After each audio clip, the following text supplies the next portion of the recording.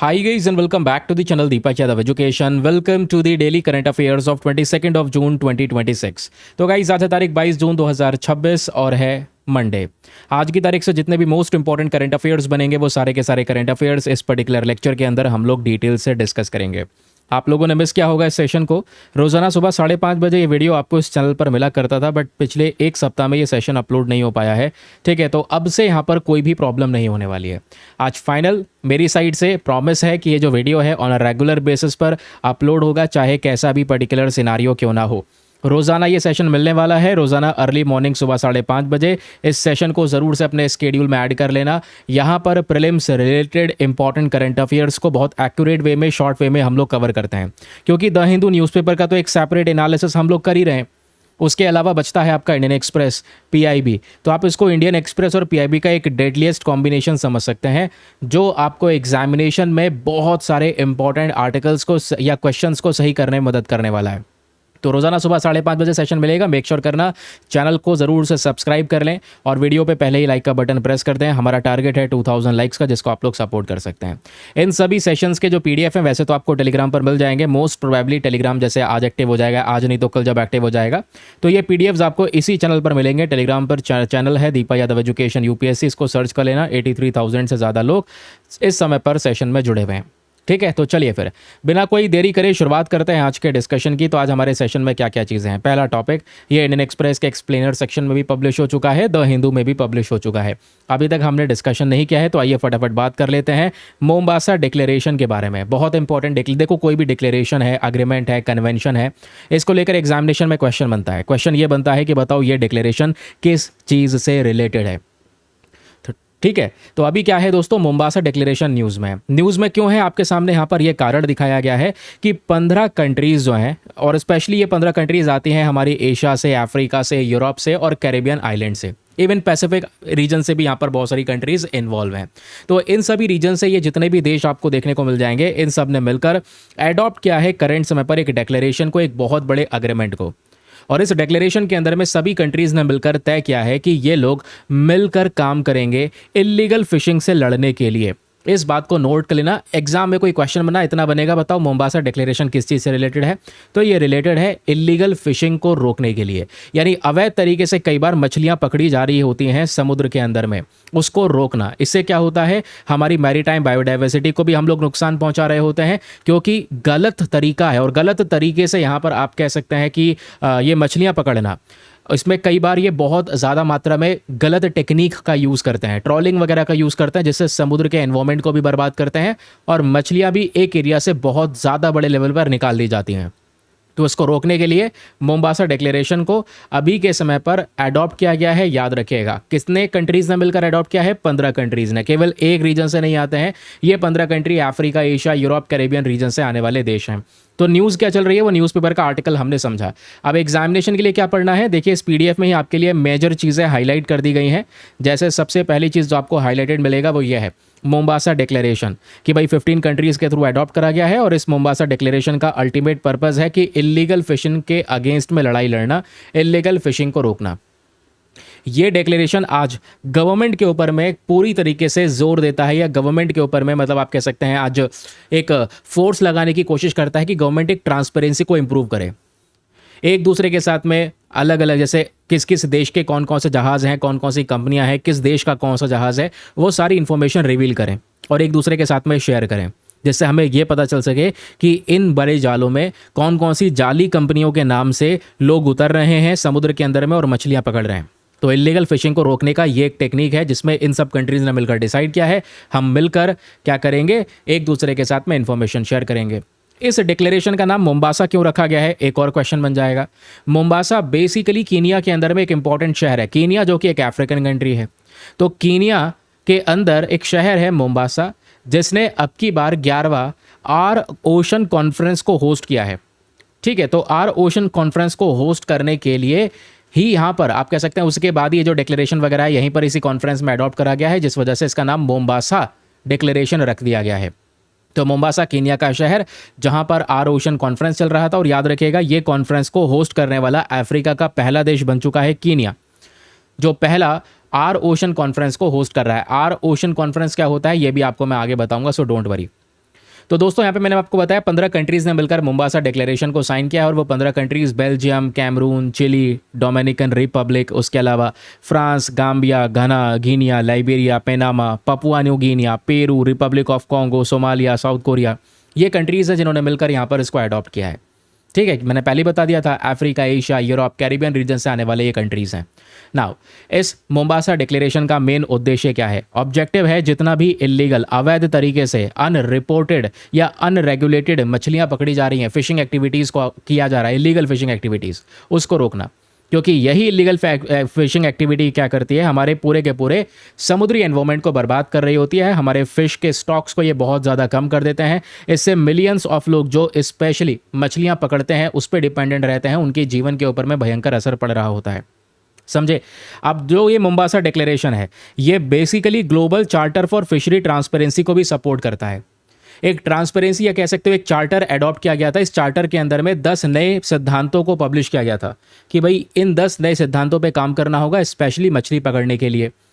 जो जो वेसल्स जा रहे हैं उनका मॉडर्न तरीके से रजिस्ट्रेशन होना, ये सब चीज़ें इसमें शामिल करी गई थी। तो ये डिक्लेरेशन जो है ग्लोबल चार्टर को भी सपोर्ट करता है। वो चार्टर जो बेसिकली फिशरी सेक्टर में ट्रांसपेरेंसी को बढ़ाने का काम करता है कि सभी कंट्रीज़ कोई इन्फॉर्मेशन छुपाएंगे नहीं, एक दूसरे के साथ में सारी इन्फॉर्मेशन को ये शेयर करेंगे।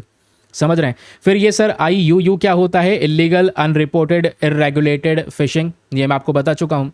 ये वो तरीका होता है जहाँ पर मछलियाँ पकड़ी तो जा रही हैं, लेकिन ढेर सारे अलग अलग कानूनों का, लॉज का वायलेशन करके। समझ रहे हैं? क्योंकि जो ये फिशिंग है दोस्तों, ये फिशिंग आप देख पाओगे प्रॉपर तौर पे कई बार रिपोर्ट नहीं की जाती।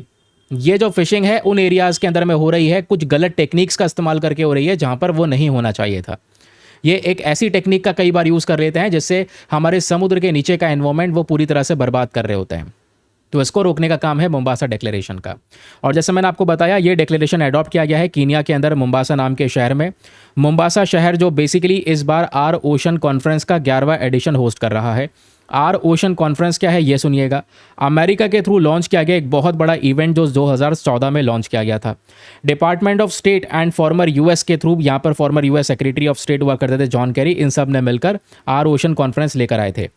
इस कॉन्फ्रेंस का पर्पस क्या था? पर्पस ये था कि भाई एक इंटरनेशनल प्लेटफॉर्म बनाया जाए जिसमें सभी इंपॉर्टेंट गवर्नमेंट्स, उनके बिजनेस, NGOs, एकेडमिक इंस्टीट्यूशन, ये सब मिलकर समुद्र की सुरक्षा की बात करेंगे।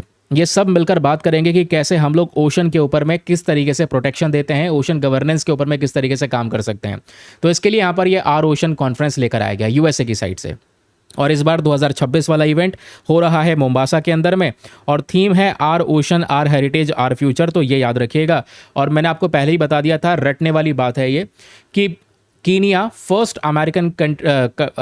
फर्स्ट अफ्रीकन कंट्री बन चुका है। अफ्रीका की मिट्टी में फर्स्ट टाइम ऐसा हो रहा है कि ये जो समिट है ये होस्ट करा गया, वो भी कहाँ पर? कीनिया के अंदर में, मोम्बासा के अंदर में। और मोम्बासा डिक्लेरेशन क्या है वो हम लोगों ने समझ लिया। अब दोस्तों यहाँ पर ये जो आर ओशन कॉन्फ्रेंस है, ये बेसिक तौर पे 6 चीज़ों पे फोकस करता है। ऐसे क्वेश्चन UPSC पूछ लेता है। 6 चीज़ें कौन कौन सा है? क्योंकि समुद्र की बात हो रही है तो समुद्र से रिलेटेड एक्टिविटीज़ इतना आइडिया लगा लीजिएगा कि भाई समुद्र का प्रोटेक्शन करना, blue economy, sustainable blue economy को प्रमोट करना, क्लाइमेट चेंज से लड़ना, maritime security, sustainable fisheries, marine pollution को रोकना, ये इन 6 पर्पस के ऊपर में काम करता है हमारा ये पर्टिकुलर कॉन्फ्रेंस OOC जिसको कहा जाता है। तो ये रहे रिवीजन पॉइंटर। देखो जो चीज़ें आपको दी गई हैं ये कंप्लीट एक्सप्लेनेशन दिया गया है। अब जल्दी जल्दी आपने रिवाइज करना हो लास्ट समय पर, तो ये रिवीजन करने के लिए छोटे छोटे रिवीजन पॉइंटर दिए गए हैं। मोम्बासा डिक्लेरेशन क्या है, इसका पर्पस क्या है, कब अडॉप्ट किया गया, वेन्यू, नेम कैसे रखा गया, ये सब चीज़ें। ठीक है, बाकी हमने OOC के बारे में बात की है। आर ओशन कॉन्फ्रेंस क्या है, इसको लॉन्च कैसे, किसके थ्रू किया गया, 6 इंपॉर्टेंट फोकस एरियाज, एंड 2026 का थोड़ा यूनिक इनिशिएटिव है तो इस वजह से एग्जाम में पूछने के चांसेस यहाँ से बढ़ जाते हैं। ठीक, चलिए अगला न्यूज़ आर्टिकल हमारे सामने प्रेजेंट है। ये बात करता है world day to combat desertification and drought 2026 के बारे में। रिसेंटली आपने देखा जो डेजर्टिफिकेशन होता है इसको रोकने के लिए, इसके बारे में अवेयरनेस फैलाने के लिए हम हर साल एक पर्टिकुलर डे सेलिब्रेट करते हैं। तो इस बार भी दोस्तों ये world day to combat desertification and drought 2026 को ऑब्जर्व किया गया। ठीक है, तो इसमें जैसे दिन के नाम से पता चल रहा है, क्योंकि ये दिन 17 जून को हर साल ऑब्जर्व किया जाता है, इस बार भी ऑब्जर्व किया गया है। नाम से पता चल रहा है कि भाई इस दिन में हमारा मेन पर्पस है डेजर्टिफिकेशन को लेकर अवेयरनेस फैलाना। या जैसे हम डेजर्टिफिकेशन की बात कर रहे हैं, काफ़ी सारी जगह पर सूखा पड़ता चले जा रहा है, रेगिस्तान फैलते चले जा रहे हैं, अपना विस्तार करते चले जा रहे हैं। उस चीज़ को रोकने का काम करता है ये world day to combat desertification, कि भाई इस चीज़ से लड़ना, सूखा पड़ने से रोकना, जो आज ज़मीनें बर्बाद हो रही हैं, लैंड डिग्रेड हो रहे हैं, उसको रोकना, डेजर्टिफिकेशन को रोकना। ये मेन पर्पज़ होता है world day to combat desertification का, कि अवेयरनेस फैलाएं और इस पर काम करें। समझे? अब ये जो वर्ड है डेजर्टिफिकेशन, कि भाई लगातार रेगिस्तान बढ़ते चले जा रहे हैं, फैलते चले जा रहे हैं सूखा पड़ने के कारण, ये वर्ड डेजर्टिफिकेशन को एक पहचान दी गई थी रियो अर्थ समिट के दौरान 1992 में। समझे? जिसके बाद UNCCD करके यहाँ पर एक बॉडी बनाई जाती है और इस बॉडी का काम यही है कि डेजर्टिफिकेशन को रोकना। आइए उसी के ऊपर में चल रहे हैं। सबसे पहले आपने जानना है UNCCD का क्या यहाँ पर है। एक सेकेंड रुको यार, UNCCD के बारे में चलो अभी आगे हम लोग पढ़ेंगे।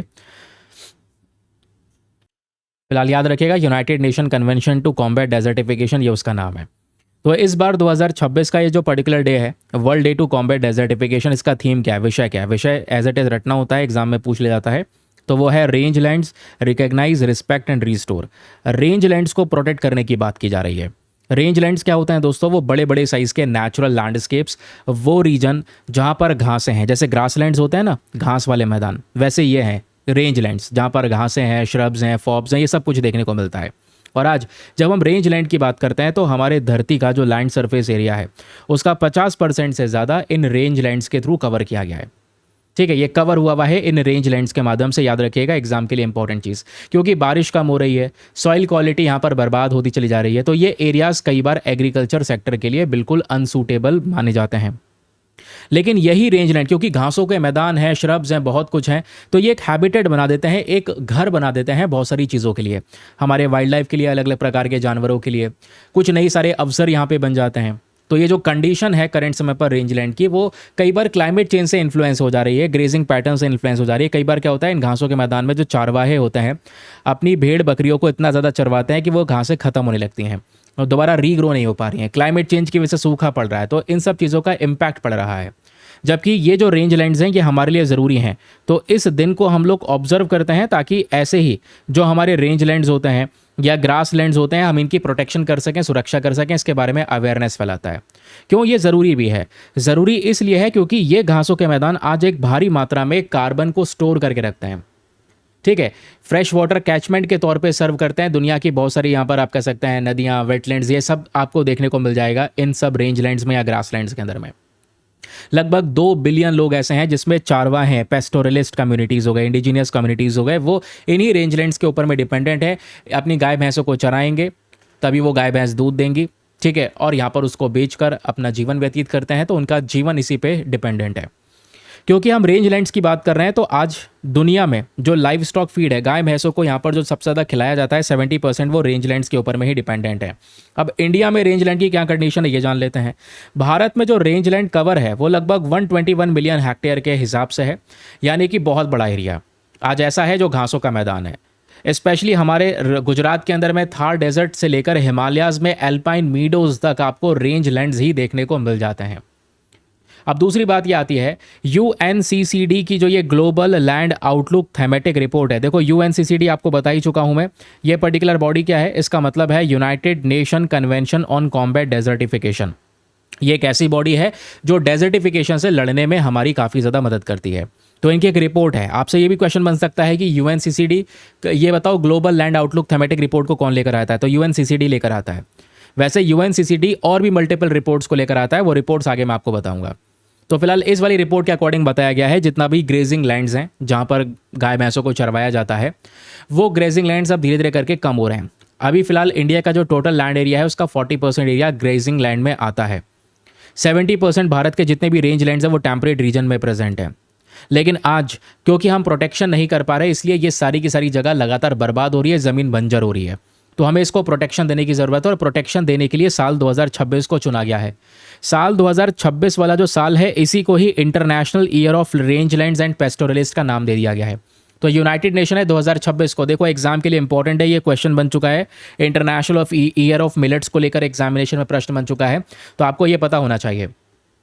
ये बताओ international year of range and pastoralist ये कौन सा वाला पर्टिकुलर ईयर है? 2026 वाले ईयर को इस तरीके से पहचान दी गई है कि हम ज़्यादा से ज़्यादा अवेयरनेस फैला सकें रेंज लैंड्स के बारे में, पेस्टोरलिस्ट कम्युनिटीज़ के बारे में, कि भाई चारवाहों का जीवन इस पर डिपेंडेंट है, तो हमें रेंज लैंड को प्रोटेक्ट करना होगा। पेस्टोरलिस्ट की बात आती है तो आज बहुत सारी कंट्रीज़ के अंदर में इनकी संख्या बहुत बड़ी है। हर साल यहाँ पर 1 बिलियन से ज़्यादा एनिमल्स को यहाँ पर ये अपने ग्रासलैंड्स के ऊपर में चरवाते हैं। तो इन्हीं सब चीज़ों को प्रोटेक्शन देने के लिए यूएनसीसीडी बॉडी क्रिएट करी गई थी। यूएनसीसीडी क्या है? United Nation convention to combat desertification.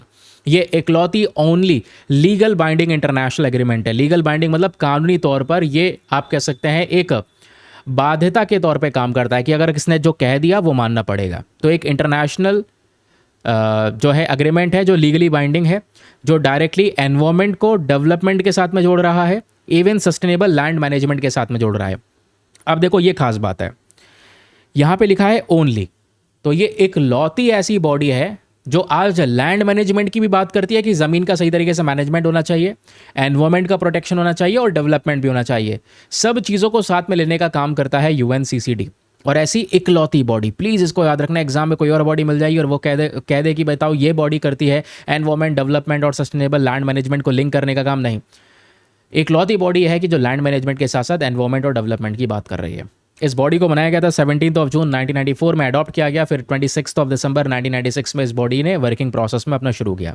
UNCCD जब ये बनाया गया था तो ये जो 3 रियो कन्वेंशंस थे ना, उन रियो कन्वेंशंस का एक हिस्सा है। कहने का मतलब यहाँ पर सिंपल सा यह है, एक सेकंड को मैं आपको एक चीज़ दिखाता हूँ।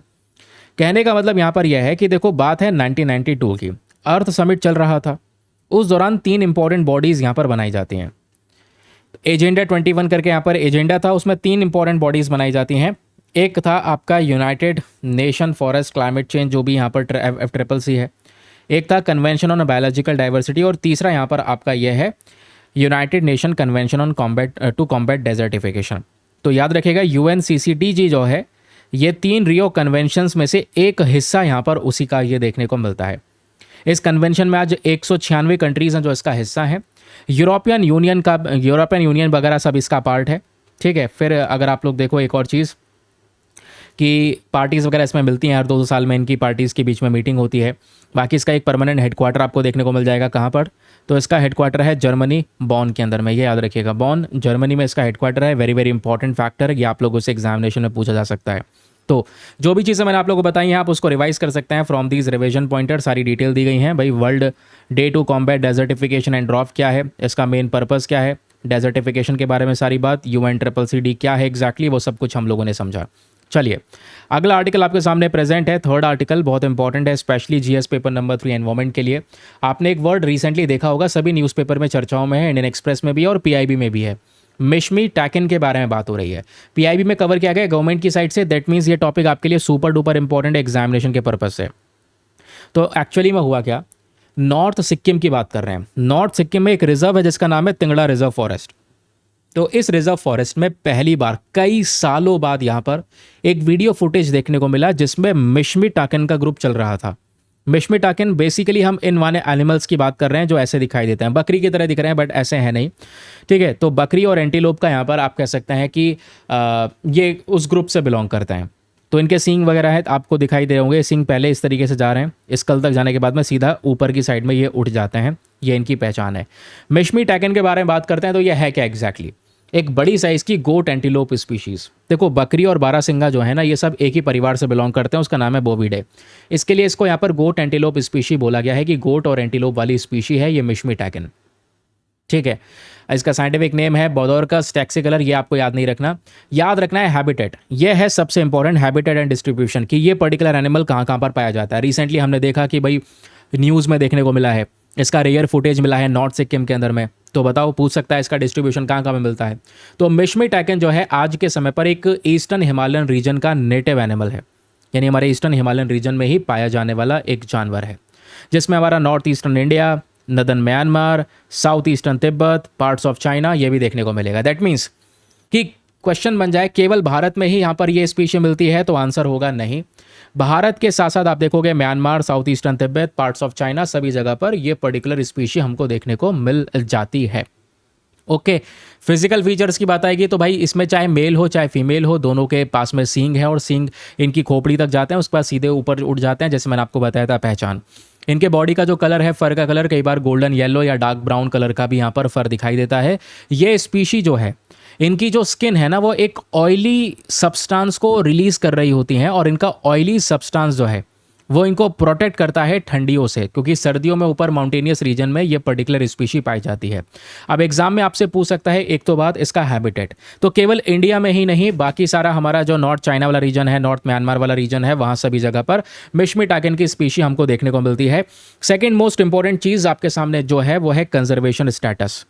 जब मैं बात करता हूँ कंजर्वेशन स्टेटस, तो याद रखिएगा हम बात कर रहे हैं कि इसको किस तरीके से प्रोटेक्शन दी गई है, इस स्पीशी की करंट समय पर स्थिति क्या है। तो ये IUCN के अंदर में वल्नरेबल कैटेगरी में कवर की गई है, तो ये प्रजाति काफ़ी ज़्यादा खतरे में है, इसको एक अल्टीमेट प्रोटेक्शन की ज़रूरत है। ठीक है, तो ये मिशमी टाइकन के बारे में सारी बातें हो गई, कौन से परिवार से बिलोंग करता है, रिसेंटली इसका एक फुटेज रिकॉर्ड किया गया, ये कहाँ कहाँ पे पाई जाती है, India, northern Myanmar, south eastern region, और बाकी सारी चीज़ें जिसको आप वीडियो को पॉज करके आराम से रिवाइज कर सकते हैं। चलिए नेक्स्ट आर्टिकल, अगला टॉपिक हमारे लिए और भी इंटरेस्टिंग एंड और भी बहुत ही ज़्यादा important, GS paper number 2 international institutions, economy वाला सेक्शन, GS पेपर नंबर 3, सभी जगह से आप इसको लिंक कर सकते हैं। बात हो रही है United Nation conference on trade and development के बारे में, जिसको शॉर्ट फॉर्म में हम UNCTAD कहते हैं। मध्य प्रदेश के PCS एग्जामिनेशन के अंदर में एक क्वेश्चन बन चुका है। तो हुआ क्या है मैटर, पहले मैं आपको समझा देता हूँ कि हम इसका डिस्कशन कर क्यों रहे हैं, आखिरकार ये न्यूज़ में बना हुआ क्यों है, सर रीज़न क्या है। UNCTAD की हाल ही में एक रिपोर्ट आती है। ये UNCTAD बहुत सारी रिपोर्ट पब्लिश करता है, याद रखिएगा, आगे मैं आपको रिपोर्ट बताऊंगा उसके बारे में। तो इस बॉडी की एक रिपोर्ट आती है जिसमें इन्होंने बताया कि जो डेवलपिंग कंट्रीज़ हैं, जो लगातार अपने देश को ग्रो कर रही हैं, जो लगातार अपने देश के ऊपर में पैसा खर्च कर रहे हैं, डेवलपमेंट करने की कोशिश कर रहे हैं, तो जितने भी यहाँ पर ये डेवलपिंग कंट्रीज़ हैं वो लगभग $500 बिलियन के हिसाब से हर साल पैसा बचा सकते हैं अगर इन देशों को जो पैसा उधार मिलता है वो सेम ब्याज पे मिले as compare to developed countries. यानी जो डेवलप्ड कंट्री हैं उनको ब्याज थोड़ा कम देना पड़ता है। यानी डेवलप्ड कंट्री जब बोरो करती है ना पैसा, जो विकसित देश हैं, US है या दूसरे और कंट्रीज है, तो उन पर कर्जा बहुत है भी, लेकिन लगता है कि भाई ये चुका देंगे, डेवलप्ड कंट्री हैं, तो इनको कम ब्याज में पैसा मिल जाता है। लेकिन डेवलपिंग कंट्री को उधार लिया जाता है, इनको कम ब्याज में नहीं, बहुत ज़्यादा ब्याज में पैसा मिलता है या लोन मिलता है जब ये उधार उठाते हैं। तो बोला जा रहा है कि अगर सेम ब्याज में जैसे डेवलप्ड कंट्री को पैसा मिल रहा है वैसे डेवलपिंग कंट्रीज को मिले तो ये हर साल $500 बिलियन का अमाउंट बचा लेंगे। ये रिपोर्ट है UNCTAD की। अब ये हमें याद रखने की ज़रूरत नहीं है क्योंकि PIB में एक छोटा सा फैक्टर ऐड है, बट एग्जामिनेशन के पर्पज से आपके लिए ये इंपॉर्टेंट है, प्रीलिम्स में डायरेक्टली पूछा जा सकता है व्हाट एग्जैक्टली इज UNCTAD। तो यह है United Nations conference on trade and development. इस बॉडी को 1964 में, कब इस बॉडी को 1964 में बनाया गया था, याद रखिएगा, as a permanent intergovernmental body of United Nation. तो यूनाइटेड नेशन की एक परमानेंट इंटर गवर्नमेंटल बॉडी है ये। इसका जो मेन प्राइमरी ऑब्जेक्टिव है वो है डेवलपिंग कंट्रीज़ की मदद करना, जितने भी हमारे विकास कर रहे करंट समय पर देश हैं उनकी मदद करना, ताकि इन सब कंट्रीज़ को एक सपोर्ट मिल सके। इन सब कंट्री को इसीलिए एक इकोनॉमिक और ट्रेड एनालिसिस प्रोवाइड करवाते हैं, कंसेंसस बिल्डिंग अमंग नेशंस ये प्रोवाइड करवाते हैं। UNCTAD का जो मेन फोकस है वो क्या है, कंट्रीज़ के ऊपर में जोर देना ताकि ये सारे के सारे देश ट्रेड, इन्वेस्टमेंट, फिनांस, टेक्नोलॉजी का सही तरीके से यूज़ कर सकें। तो UNCTAD डेवलपिंग कंट्री की हित में बात कर रहा है कि भाई डेवलपिंग कंट्री को नुकसान ना हो, डेवलपिंग कंट्री के साथ में हर चीज़ फेयरली मैनेज हो सके, समझे। तो आइए अब UNCTAD के बारे में कुछ बेसिक फैक्ट्स आपके सामने फटाफट इसको डिस्कस करते हैं। नंबर 1 कि भाई ये आज बॉडी जो है ना यूनाइटेड नेशन के सेक्रेटेरिएट का पार्ट है, ठीक है।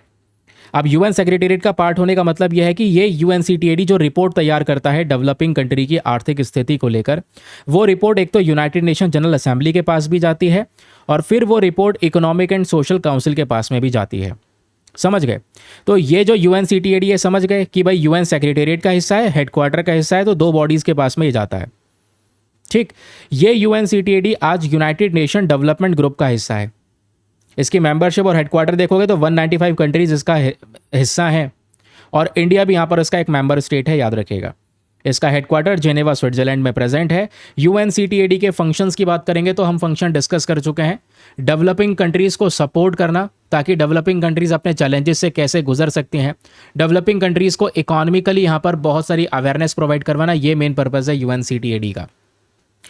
ये बॉडी कुछ रिपोर्ट्स पब्लिश करती है, प्लीज़ बहुत इंपॉर्टेंट सेक्शन है इसलिए मैंने हाईलाइट कर दिया है। ये कौन कौन सी रिपोर्ट पब्लिश करता है, UNCTAD आज पब्लिश करता है कुछ इंपॉर्टेंट ग्लोबल रिपोर्ट्स को।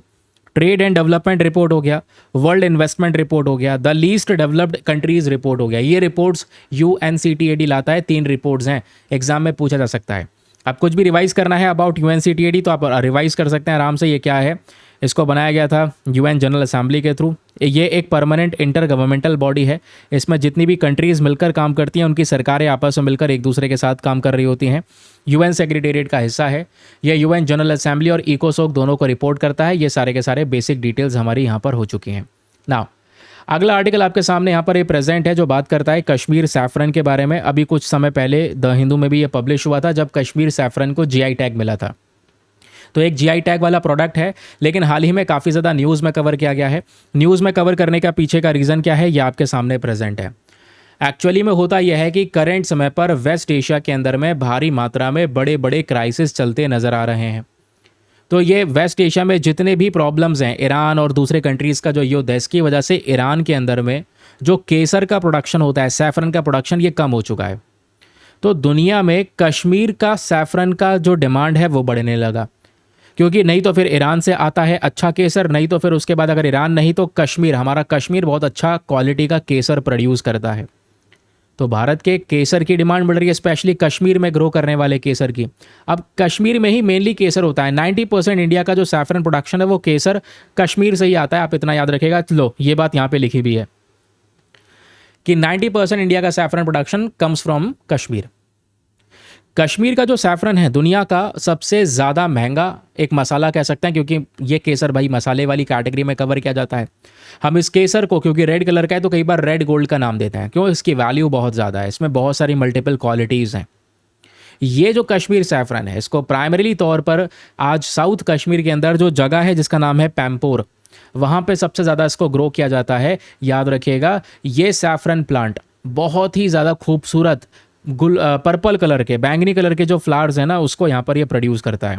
ये आप लोग देख पाओगे, ऐसे फ्लावर्स होते हैं और इन फ्लावर के अंदर में ये थ्रेड्स होते हैं, पतले पतले यहाँ पर केसर के धागे होते हैं जो इस फ्लावर से निकाले जाते हैं। तो ये सैफरन क्या करता है, अट्रैक्टिव पर्पल फ्लावर्स को प्रोड्यूस करता है। उस पर्पल फ्लावर में ऑरेंज रेड कलर का स्टिग्मा होता है, वो थ्रेड्स होते हैं जो बेसिकली यहाँ पर केसर होता है। तो उन्हीं स्टिग्मास को निकाला जाता है, फ्लावर से अलग किया जाता है, सुखाया जाता है और उसमें से केसर मिलाया जाता है। मतलब उसकी वजह से हमको केसर मिलता है। और ये केसर आज एक हाई वैल्यूड स्पाइस है, जिसका इस्तेमाल खानों में, मेडिसिन में, स्पेशल तौर पे या कलरिंग करने में भी इस केसर का यूज़ होता है। कश्मीर का जो ये केसर है दोस्तों, ये आज 3 वेराइटीज़ में मिलता है, याद रखिएगा। सॉरी, 3 वेराइटीज़ का यहाँ पर ये केसर होता है। एक लच्छा केसर सैफरन है, दूसरा मोगरा सैफरन है और तीसरा गुच्ची सैफरन है। ठीक है, याद रखिएगा, ये 3 स्पीशीज़ हैं। बाकी सैफरन आज के समय पर कल्टीवेट हो सकता है। इसको हम ग्रो करने के लिए ड्राई मॉडरेट रीजन चाहिए, थोड़ा बहुत ठंडा रीजन चाहिए, जहाँ पर ये हमारा सैफरन ग्रो करता है। बाकी मैंने आपको कश्मीर का इंपॉर्टेंस बताया कि भाई 90% भारत का सैफरन प्रोडक्शन कश्मीर से आ रहा है। तो कंट्री का most important saffron producing region है अपने आप में हमारा कश्मीर। GI टैग की बात करेंगे तो याद रखिएगा कि जो कश्मीर है, इसको GI टैग मिला है इन 2020 साल 2020 में। यहाँ पर इस केसर को GI टैग ऑलरेडी दिया जा चुका था, एक पहचान दी जा चुकी थी इसके इंपॉर्टेंस की वजह से, इसके वैल्यू की वजह से। अब ये नीचे रिवीजन पॉइंटर दिए गए हैं, जिसको आप रिवाइज कर सकते हैं। और अब दोस्तों, जो भी हम लोगों ने डिस्कशन किया है पूरे सेशन के अंदर में, टाइम है उन चीज़ों को चेक करने का कि आपने कितने अच्छे से सुना है।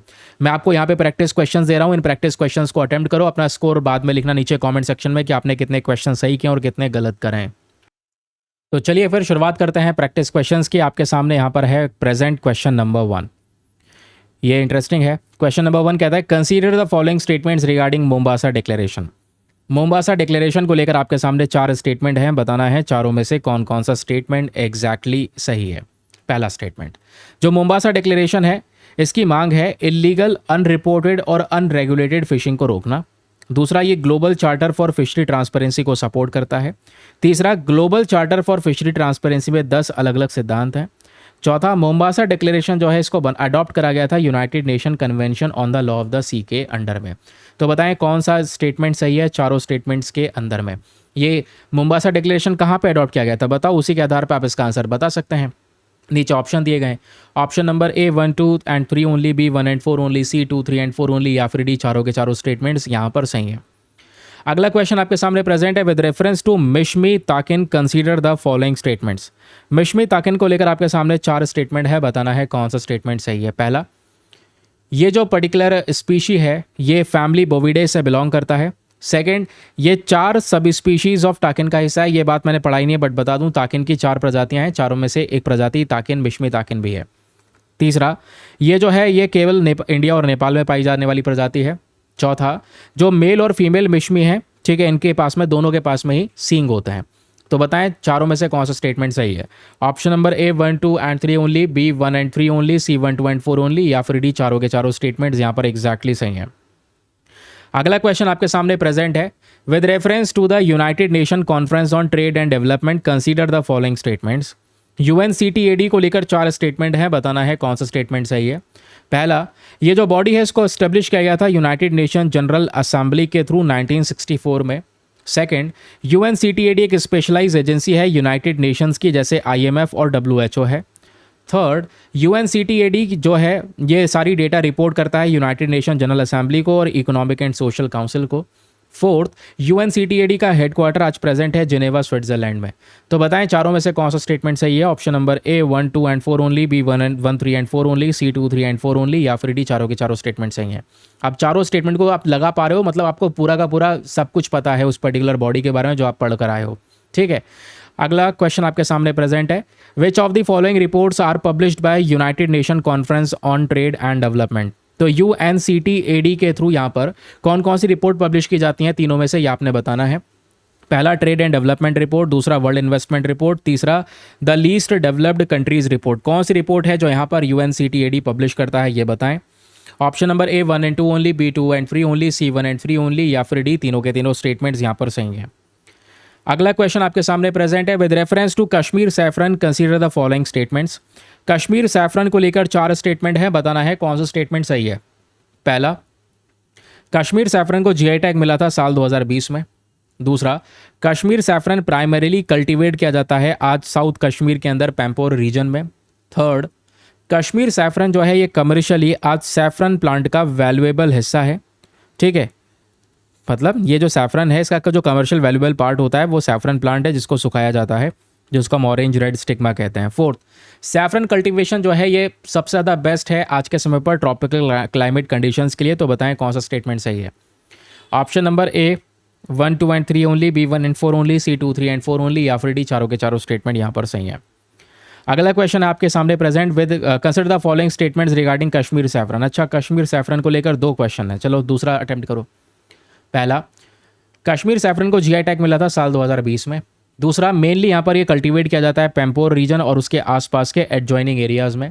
थर्ड, लगभग 90% भारत का जो सैफरन प्रोडक्शन है ये सीधा कश्मीर से आता है। तो बताएं कौन सा स्टेटमेंट सही है। 1 and 2 only, 2 and 3 only, C 1 and 3 only, या फिर डी तीनों के तीनों स्टेटमेंट्स यहाँ पर सही हैं। अगला क्वेश्चन आपके सामने यहाँ पर ये प्रेजेंट है, the recently adopted Mombasa declaration. Mombasa declaration जो हाल ही में अडॉप्ट करा गया है, प्राइमरीली इस मोम्बासा डिक्लेरेशन का मेन पर्पस क्या है, कौन से समस्या को लेकर ये बात करता है। पहला, मैरीन प्लास्टिक पोल्यूशन को डील करना in Indian ocean, illegal unreported and unregulated fishing को डील करना, डीप सी माइनिंग की बात करना, या कोरल रीफ रिस्टोरेशन की बात करना इन द डेवलपिंग कंट्रीज़। तो ये था दोस्तों आज का हमारा डिस्कशन, प्रीलिम्स बूस्टर का सेशन। आई होप आपको मज़ा आया होगा, बहुत सारी चीज़ें आपको जानने को मिली हैं सेशन में। मेक श्योर करना चैनल को ज़रूर से सब्सक्राइब कर लें, वीडियो पे लाइक का बटन है उसको प्रेस कर लें, एंड शानदार सा PDF आपको मिलता है ऑन अ डेली बेसिस हमारे टेलीग्राम चैनल पर। और जितने भी लोग फर्स्ट टाइम चैनल पर जुड़ रहे हैं प्लीज़ ज़रूर से सब्सक्राइब कर लेना। 5:30 बजे रोज़ाना सुबह ये सेशन मिलेगा। आज के लिए bye bye, have a nice day, thank you and जय हिंद।